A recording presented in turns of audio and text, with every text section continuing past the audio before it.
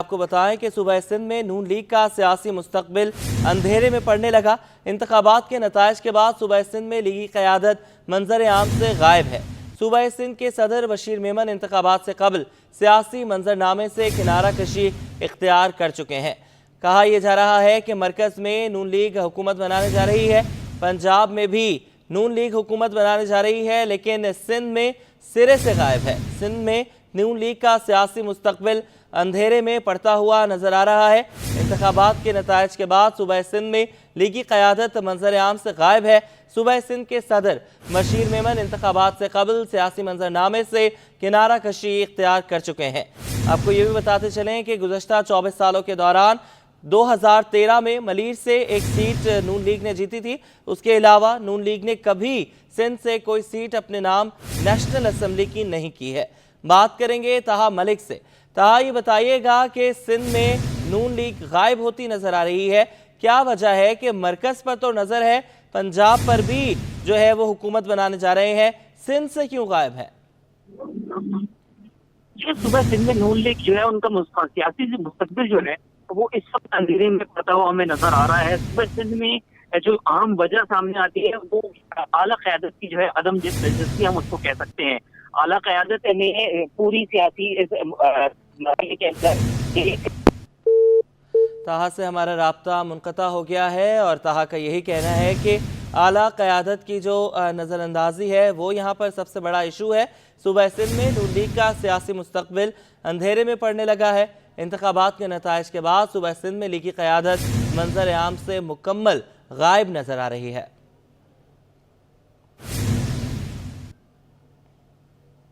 और MQM पाकिस्तान ने आइन में तरमीम का मुतालबा फिर दोहरा दिया।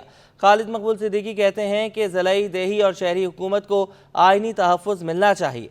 नून लीग से 3 नुकाती एजेंडे पर बात हुई। हमने आइन में इस्लाहात से मुतालिक तजावीज़ पेश कर दी। शुएब मुख्तार की रिपोर्ट। MQM पाकिस्तान ने आइन में तरामीम कराने के लिए कमर कस ली। गवर्नर हाउस में राब्ता कमेटी के इजलास के बाद मीडिया से गुफ्तगू में खालिद मकबूल सिद्दीकी बोले, मुस्लिम लीग नून के साथ 3 निकाती एजेंडे पर बात हुई है। आइन तकाजा करता है ऐसी खुद मुख्तार बल्दियाती हुकूमत हो जो माली तौर पर मुस्तहकिम हो। आप सबके इल्म में हमने एक अपनी तमाम सियासी ज़रूरत और मफादात को एक तरफ रखकर ये तजवीज़ किया है कि एक ऐसा 3 नुकाती 3 सतरी 3 पॉइंट्स का आइनी तरमीम जो MQM समेत पूरे पाकिस्तान के 23 करोड़ आवाम के लिए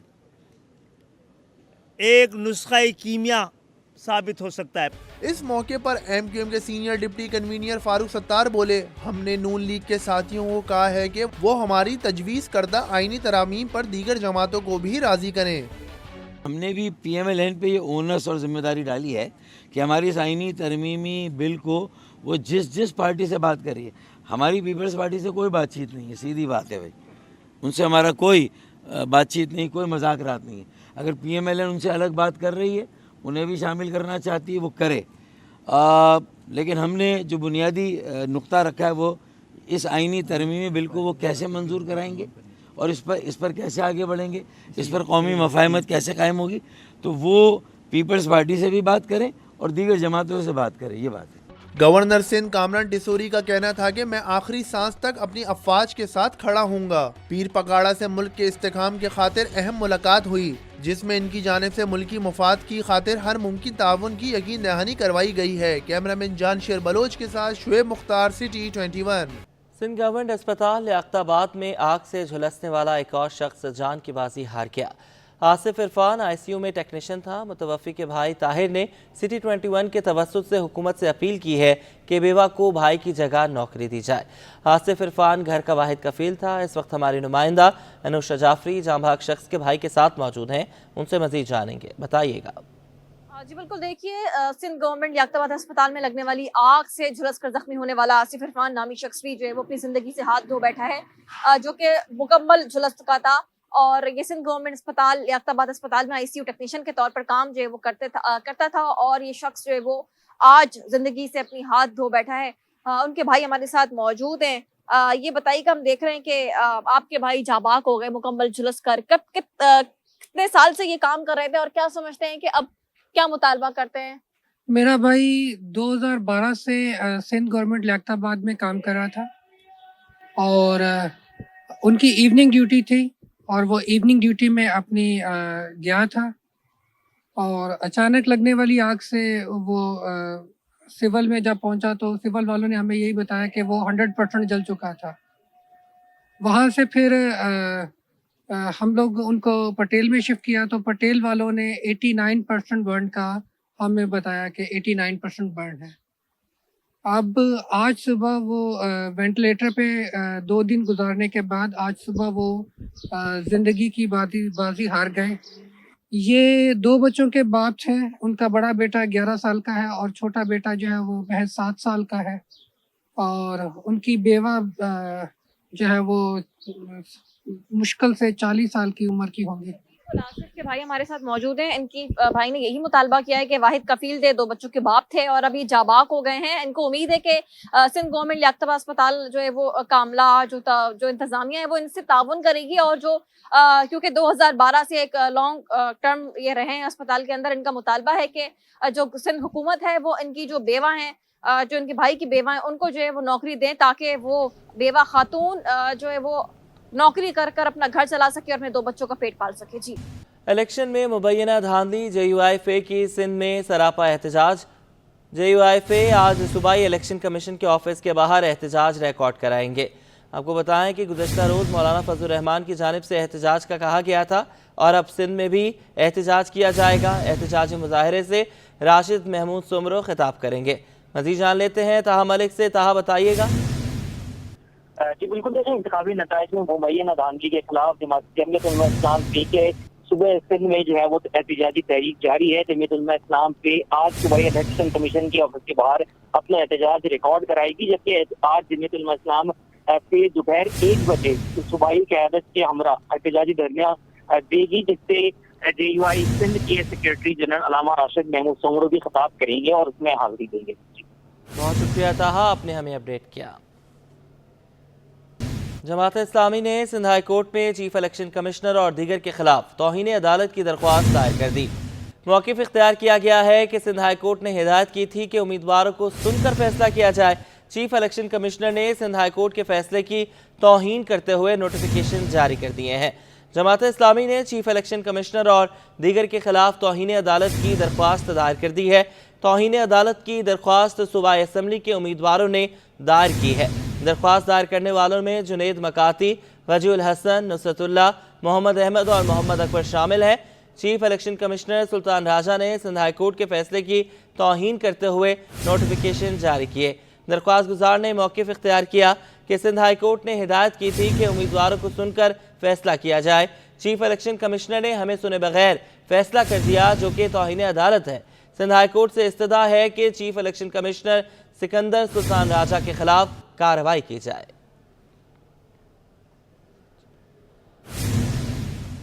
जमात इस्लामी ने सिंध हाई कोर्ट में चीफ इलेक्शन कमिश्नर और दीगर के खिलाफ तौहीन अदालत की दरख्वास्त दायर कर दी है। दरख्वास्त गुजार ने मौक़िफ़ इख्तियार किया है कि सिंध हाई कोर्ट ने हिदायत की थी कि उम्मीदवारों को सुनकर फैसला किया जाए। चीफ इलेक्शन कमिश्नर ने सिंध हाई कोर्ट के फैसले की तौहीन करते हुए नोटिफिकेशन जारी किए हैं। दरख्वास्त दायर करने वालों में जुनैद मकाती, वजीउल हसन, नुसरतुल्लाह, मोहम्मद अहमद और मोहम्मद अकबर शामिल हैं। दरख्वास्त गुजार ने यह मौक़िफ़ इख्तियार किया कि chief election commissioner Sultan Raja ने सिंध हाई कोर्ट के फैसले की तौहीन करते हुए नोटिफिकेशन जारी किए। सिंध हाई कोर्ट ने हिदायत की थी कि उम्मीदवारों को सुनकर फैसला किया जाए। जिना रोड पर ग्रीन लाइन बस ट्रैक की तामीर आवाम के लिए दर्द-ए-सर बन गई है। इंतजामिया ज़ेरे तामीर नुमाइश चुरंगी अंडरपास का पानी जिना रोड पर छोड़ रही है। अपडेट करेंगे रिजवान अहमद। जी बिल्कुल, दुनिया भर में ये कानून राइज है कि कोई तरक्याती काम हो तो मुतबादिल रास्तों को सहल बनाया जाता है, आमदोरफ्त मुतासर ना हो, इसके लिए तमाम तर इंतजाम किए जाते हैं। मगर बदकिस्मती से कराची में ऐसा कुछ होता दिखाई नहीं देता। जिना रोड से मैं आपको रिपोर्ट कर रहा हूँ। एम ए जिना रोड, जो कि शारा फैसल के बाद कराची की दूसरी अहम तरीन शारा तस्वुर की जाती है। कराची का दिमाग यानी बोल्टन मार्केट और आई चौधरीगढ़ रोड, जो कि कराची की वॉल स्ट्रीट भी कहलाती है, उसको जाने वाला ये रास्ता, और इस रास्ते को मिलाता है ये डिस्ट्रिक्ट सेंट्रल से।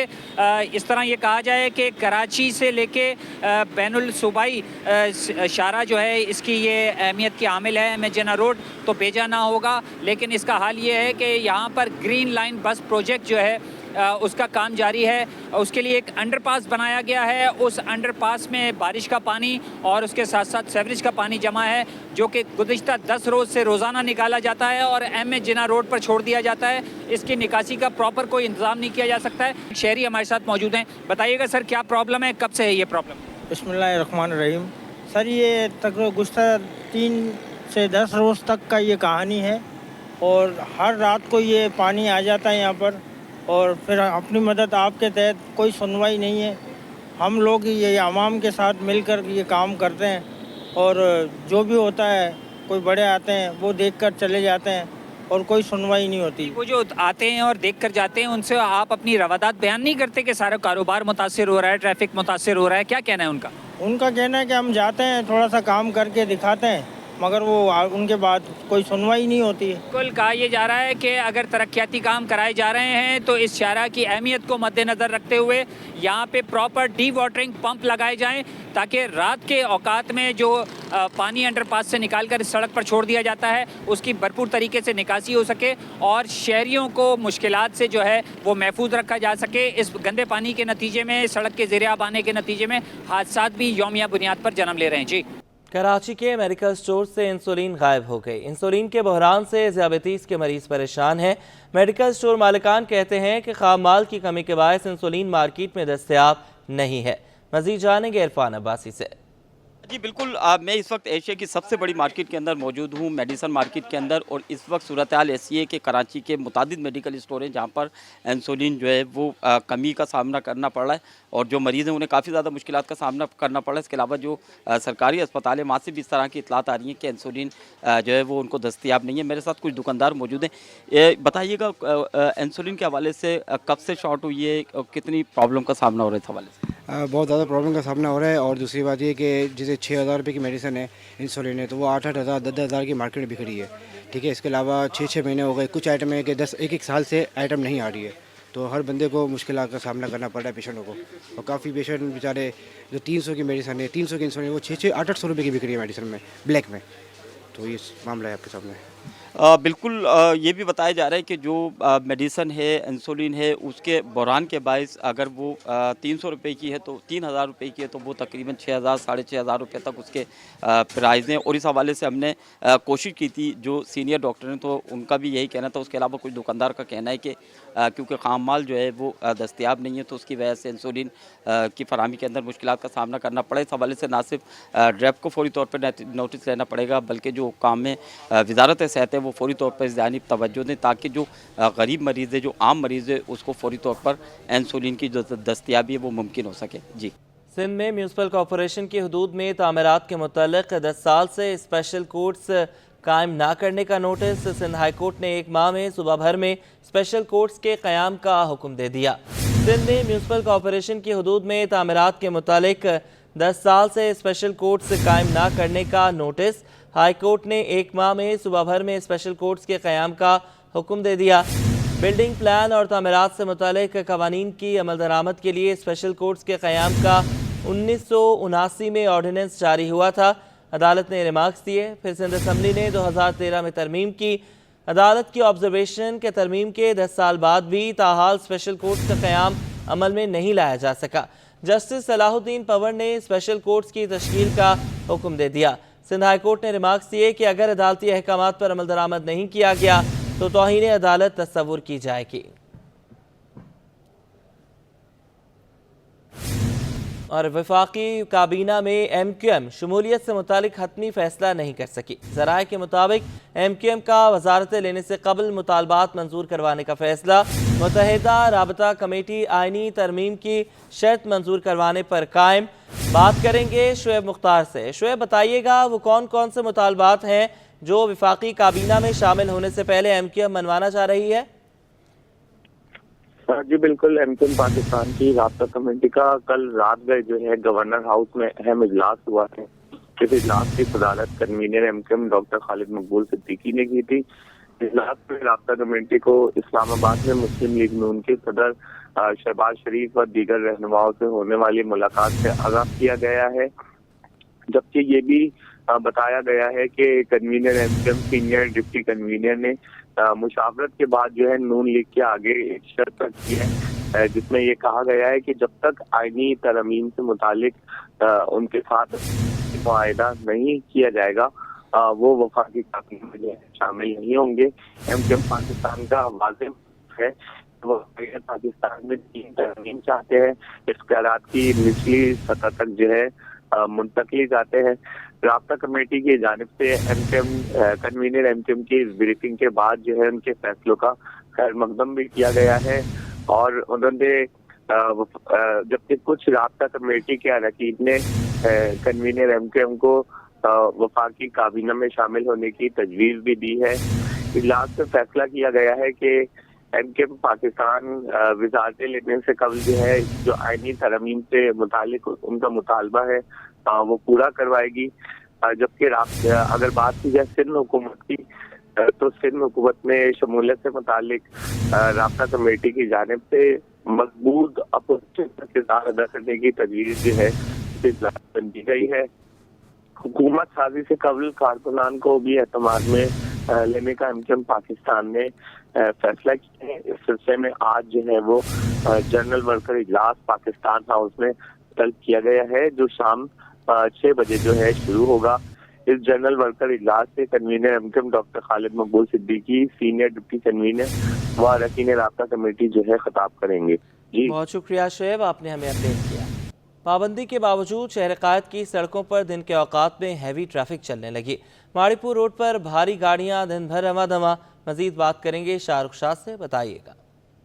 जी बिल्कुल, देखिए इस वक्त मैं आपको रिपोर्ट कर रहा हूँ मेन माड़ीपुर रोड से और कराची का जो सबसे एक अहम मसला है वो है हैवी ट्रैफिक। दिन के औकात में जो हैवी ट्रॉलर्स हैं और जो डंपर्स हैं और दीगर जो हैवी ट्रैफिक है वो दिन के औकात में जो है वो चलता है, जिसकी वजह से जो आम शहरी है वो आए रोज़ जो है वो हादसाती मौत का शिकार हो रहा है और कुछ ऐसे हैं जो मुकम्मल तौर पे जो है वो एक्सीडेंट के बाइस माजूर हो चुके हैं। इस वक्त मैं आपको रिपोर्ट कर रहा हूँ माड़ीपुर रोड से।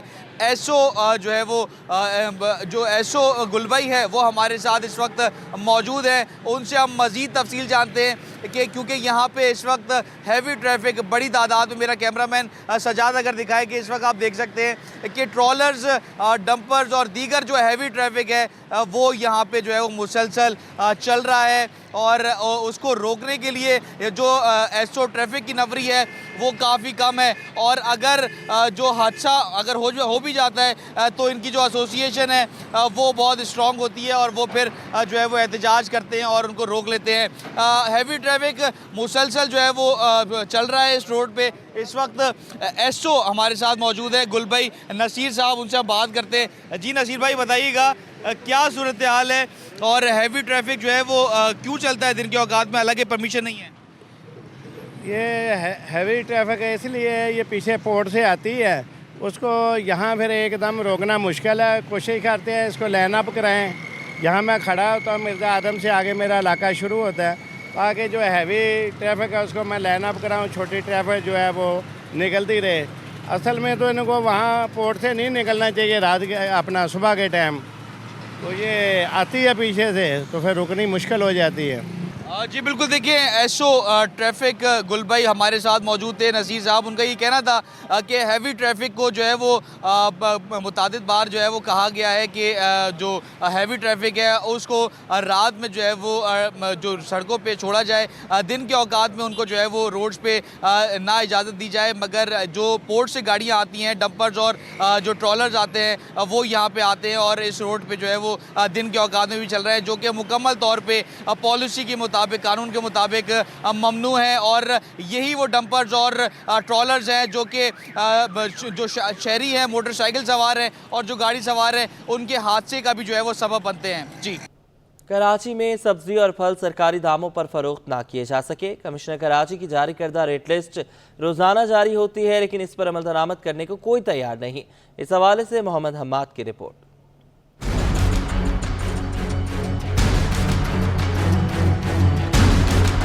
शहर कायद में कमिश्नर कराची के अहकामात हवा में उड़ा दिए गए। सब्जी और फल सरकारी निर्ख से ज़ायद कीमत पर फरोख्त होने लगा। टमाटर 70 के बजाय 80, भिंडी 151 के बजाय 175, बंद गोभी 46 के बजाय 160 रुपये किलो पर दस्तियाब है। इसी तरह आलू 60 के बजाय 80 और प्याज 150 के बजाय 220 रुपये किलो में फ़रोख्त की जा रही है। सब्जियों के साथ फल भी सरकारी निर्ख पर फ़रोख्त नहीं किए जा रहे। अमरूद 160 के बजाय 200, लाल सेब 240 के बजाय 360 रुपये पर दस्तियाब है। कीनू 190 के बजाय 260 और केला 140 के बजाय 160 रुपये दर्जन दस्तियाब है। कमिश्नर कराची की जानिब से रेट लिस्ट तो जारी हो रही है, लेकिन दुकानदार इस पर अमल दरामद करने को तैयार नहीं और ये सिलसिला बरसों से चल रहा है, जिससे कोई रोकने वाला नहीं। मोहम्मद हमाद, सिटी 21। आपको बताएं, शहर कायद में नाकिस सीवरेज सिस्टम ने शहरियों की जिंदगी अजीरन कर दी। सदर की मोबाइल मार्केट में भी सीवरेज का निज़ाम दरहम बरहम। मजीद जानेंगे मीर कैरियो से। आज बिल्कुल शहर कायद में जगह जगह हर सड़क और गली मोहल्ले में गटरों के खुले हुए होल शहरियों के लिए सर दर्द बन गए। गटरों के खुले हुए होल की वजह से जो सीवरेज का पानी है, गंदा पानी है, वो सड़कों पर आ जाता है, जिसकी वजह से शहरियों को, इलाका मकीनों को काफ़ी मुश्किलात का सामना करना पड़ता है। नमाजी जो है नमाज पर नहीं जा सकते, बच्चे स्कूल नहीं जा सकते और जो इलाका मकीन है वो काफ़ी मुश्किलात का सामना करते हैं। इस वक्त यहाँ जहाँ मैं मौजूद हूँ, ये कराची के सदर के इलाके की ये हम जो है मोबाइल मार्केट है, अब्दुल्ला हारून रोड पर वाक़ है। यहाँ पे जो गली है, मेन सड़क है यहाँ की, काफ़ी अरसे से इस पर जो है सीवरेज का पानी मौजूद है, जिसकी वजह से शहरियों को मुश्किलात का सामना है। इस वक्त हमारे साथ एक शहरी भी मौजूद है। सर, कब से ये पानी यहाँ पर मौजूद है? बिस्मिल्लाहिर्रहमानिर्रहीम। भाई ये तकरीबन 15-20 दिन हो गए, ये पानी इसी तरह ही है। और यहाँ से ये 7 मस्जिद का रास्ता है, ये मेन नमाजी आते जाते हैं। यहाँ से ये रास्ता बिल्कुल, वो बेचारे आते जा ही नहीं सकते, उनके कपड़े सब गंदे हो जाते हैं। हम खुद नमाज नहीं पढ़ सकते, पूरे दिन यहाँ पे गंदा पानी कपड़ों पे लगता रहता है। बहरहाल ये हम अपनी तहत खुद खुलवाते हैं, ये फिर पानी फिर उबल के बाहर आ जाता है। तो यहाँ की जो मकामी इंतजामिया है, उससे कोई रब्ता हुआ है मार्केट के सदर का या किसी का? हुआ है, लेकिन कोई भी नहीं आता है भाई। तो अभी चूँकि हर जगह जो इलेक्शन के मामला भी हुए हैं, नई हुकूमत भी आ रही है, तो लोगों की तवक्कुआत हैं, तो आपकी क्या डिमांड है कि क्या किस तरह से कारोबारी मुतासर होता है, को उसको टैकल किया जाए, हल किया जाए इस मामला को? भाई हमारी गुजारिश है गवर्नमेंट से कि ये मसला हल किया जाए। यहाँ कस्टमर दूर से देख के वो इस गली को छोड़ देता है, आता ही नहीं है इस गली में। यहाँ बहुत मसला है भाई। जी बिल्कुल, आपने शहरी की बात है, इसलिए इनका जो है अपना यहाँ दुकान भी है। इनका कहना है कि यहाँ से जो कस्टमर गुजरने से गुरेज करते हैं, जिसकी वजह से इनका जो कारोबार है वो शदीद मुतासर होता है। लिहाजा इनका मुतालबा है कि फौरी तौर पर ये जो सड़क है, ये जो गली है, इस पर से ये गंदगी कचरा जो है वो साफ़ किया जाए और जो सीवरेज का निज़ाम है उसको दुरुस्त किया जाए, ताकि जो इनका कारोबार है वो रवानी से चल सके। जी। सीनियर नायब सदर काटे निगहत अवान ने कहा है कि हुकूमत बनने के बाद सियासी गैर यकीनी की सूरत हाल बेहतर होगी। इतनी महंगी बिजली और गैस के साथ इंडस्ट्री नहीं चल सकेगी। मज़ीद जानते हैं अशरफ खान से। जी। इलेक्शन के बाद जमहूरी हुकूमत बनने का अमल शुरू हो गया है। यहाँ पे जो इक़्तिदार में लोग आएंगे, हुकूमत बनेगी, तो बिजनेस कम्युनिटी भी एक मुतालबा कर रही है कि जो मसाइल है उनको हल किया जाए, जो वादे किए गए वो पूरे किए जाएँ। पार्टी की senior vice president Nighat Awan हमारे साथ मौजूद, उनसे जानते हैं, इलेक्शन हो गए, अब हुकूमत बनने जा रही है, क्या कहेंगी, क्या होना चाहिए?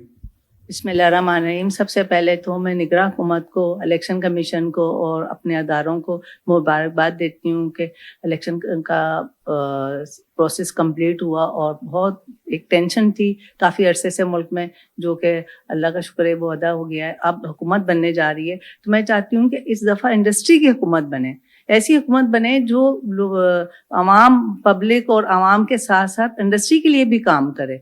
और हमारी जो पैदावारी लागत है, बिजली गैस के रेट हैं, उसमें जो वादे किए गए हैं कम करने के, वो कम किए जाएं, ताकि हम compete कर सकें पूरी दुनिया में लोगों के साथ और इंडस्ट्री ग्रो कर सके। और इसी तरह बिजली और गैस के रेट बेहतर होने से आम पब्लिक को भी रिलीफ मिलेगा। तो सबसे आप हुकूमत से, नई हुकूमत जो बन रही है, उनसे एक्सपेक्टेशन बहुत ज़्यादा है। गैस की बहाली को यकीनी बनाया जाए, बिजली के रेट कम किए जाएं, डॉलर पे कंट्रोल किया जाए। तो और हम सब ने ही मिल के लिए सोचना है, हम जो भी हुकूमत बनेगी उसके साथ हैं और उनका साथ भी देंगे, वो हमारे साथ चलें, अवाम के लिए काम करें। जी, जैसा कि आपने सुना, खुशाइन करार दिया जा रहा है सनअतकारों की जानिब से। ये भी कहा गया है कि जो ये वादे किए गए थे, जो मैनिफेस्टो तमाम पार्टी ने दिया था, वो मैनिफेस्टो पे अपने मंशूब पे अमल दरामद करें, गैस और बिजली की कीमत कम करें, साथ ही जो शरह सूद बहुत ज़्यादा है उसमें भी कमी की जाए। मौसम का अहवाल जान लेते हैं। कराची में रातें सर्द और दिन गर्म है। आज सुबह कम से कम दर्जा हरारत 14 डिग्री सेंटीग्रेड रिकॉर्ड किया गया। दोपहर में दर्जा हरारत बढ़ने का इम्कान है। महकमा मौसमियात के मुताबिक शहर का मौजूदा दर्जा हरारत 16 डिग्री सेंटीग्रेड है। ज़्यादा से ज़्यादा 30 डिग्री सेंटीग्रेड तक जाने का इम्कान है। शहर में फ़ज़ाई आलूदगी भी बरकरार है। दुनिया के आलूदा तरीन शहरों में कराची 10वें और पाकिस्तान के आलूदा तरीन शहरों में चौथे नंबर पर है। एयर क्वालिटी इंडेक्स के मुताबिक हवा में आलूदगी के ज़रात की मिकदार 185 पार्टिकुलेट मैटर्स है। खेल के मैदान से खबर शामिल करें। सिंध स्पोर्ट्स बोर्ड नाज़िमाबाद में छठे सिंध गेम्स बैडमिंटन का फाइनल अलनूर गर्ल्स कॉलेज और नाज़िमाबाद गर्ल्स कॉलेज के दरमियान खेला जा रहा है। बात करेंगे मोहम्मद हम्माद से, बताइएगा। अजी, सिंध स्पोर्ट्स बोर्ड नाज़िमाबाद में छठे सिंध गेम्स में जो है बैडमिंटन का फाइनल मुकाबला नाज़िमाबाद कॉलेज और अलनूर कॉलेज के दरमियान खेला जा रहा है। इस जो है बैडमिंटन के इवेंट को ऑर्गेनाइज़ जो HI उस्मानिया गर्ल्स कॉलेज कर रहा है। हमारे साथ HI उस्मानिया गर्ल्स कॉलेज की जो DP हैं वो मौजूद हैं, हम उनसे बात कर लेते हैं। आप मुझे बताइएगा क्या कहेंगी कि इस इवेंट को आपने ऑर्गेनाइज़ कराया है, 2 रोज़ा इवेंट था, कल भी हमने देखा इसमें मुकाबले हुए, आज भी एक फाइनल का दिलचस्प मुकाबला जो है वो खेला जा रहा है। क्या समझती है कितना ज़रूरी है इस तरह के गेम हर साल होना, ताकि बच्चे जो है अपनी ज़्यादा से ज़्यादा जो है इसमें प्रेजेंट शो करें और मुख्तलिफ गेम्स में जो है वो आगे आएँ? अस्सलाम वालेकुम, मैं HI उस्मानिया की DP मिसेस बुशरा इमरान बात कर रही हूँ और ये प्रोग्राम जो हमने ऑर्गेनाइज़ किया है 6 सिंध गेम्स के हवाले से है और इसमें HI उस्मानिया और प्रीमियर गर्ल्स कॉलेज ने इसको मिलकर ऑर्गेनाइज़ किया है और कल से ये इवेंट जारी है। कल ओपनिंग सेरेमनी थी इसकी और हमारे मुअज़्ज़िज़ RD साहब ने इसकी ओपनिंग की थी और इसमें हमारे पास टोटल 19 टीमें हैं जो डिस्ट्रिक्ट सेंट्रल से रिप्रेजेंट कर रही हैं और आज इसका सेमीफाइनल और फाइनल मुकाबला है जो कि आप लोग देख रहे हैं कि HI अलनूर कॉलेज और नाज़िमाबाद कॉलेज के दरमियान खेला जा रहा है। बहुत टफ मुकाबले हुए और मैं ये समझती हूँ कि बच्चों को ऐसे मौके बहुत कम मिलते हैं कि बच्चियाँ इस लेवल पे आके खेलें और इसके बाद इंशाल्लाह इंटर डिस्ट्रिक्ट पे हम जा रहे हैं तो इंशाल्लाह पॉजिटिव रिजल्ट्स आएंगे और बच्चियों को बहुत अच्छे खेलने के मौके मिलेंगे। देखिए, हमारे साथ मौजूद है बुशरा इमरान जो कि HI उस्मानिया गर्ल्स कॉलेज की जो है DP। इनका ये कहना है कि यहाँ जब आज मुकाबला, ये फाइनल का मुकाबला ख़त्म होगा उसके बाद जो है वो इंटर डिस्ट्रिक्ट के जो है मुकाबले शुरू होंगे। जितनी भी डिस्ट्रिक्ट है कराची के 7 डिस्ट्रिक्ट, उनमें से जो है वो हर डिस्ट्रिक्ट में अच्छी टीमें बनाने के बाद इनके आपस में मुकाबले कराए जाएंगे। फिर उन मुकाबलों के बाद तीसरा मरहला जो है वो इंटर रीजन का स्टार्ट होगा जिसमें हर जो है शहर की जो टीमें हैं वो आपस में मुकाबला करेंगी।